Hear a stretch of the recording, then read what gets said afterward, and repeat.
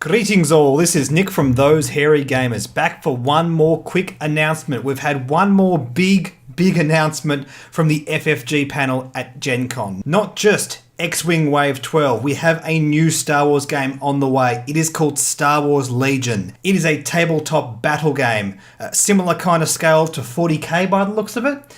Or something like Rune Wars, which is another FFG title. They did specify during the presentation that it is not a direct copy of Rune Wars, which is interesting. A lot of their Star Wars games were based on pre-existing IPs, like Imperial Assault was based off another dungeon crawler they had. They talk a little bit about the mechanics behind the game. They're talking about things like unit cohesion, so you have squads that work together. Somehow, we're not quite sure what that means. You have tools to move around the units, which is interesting. It's not just like you use a regular old ruler like you would in something like Infinity or 40k.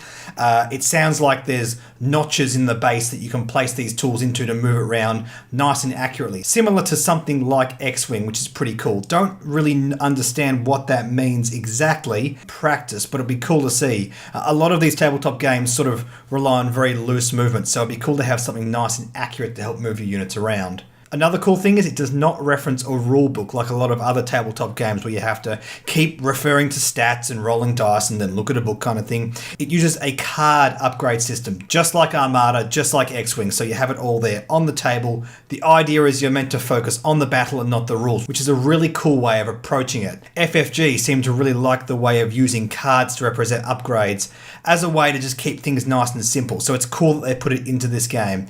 The miniatures look really good. We just saw a short video detailing a little Endor scene with some stormtroopers and Vader and scout troopers on speeder bikes and rebel troopers and a rebel walker and a Luke Skywalker commander model. That all looks really sick, and I'm really excited to see what it looks like in real life. That's all we know from now, guys. Again, I'm going to wait for an FFG article and analyze that and talk about it and see what it's all about, but this is something I'm really interested in. Tabletop gaming with miniatures you have to paint is something I've wanted to get into for quite a while.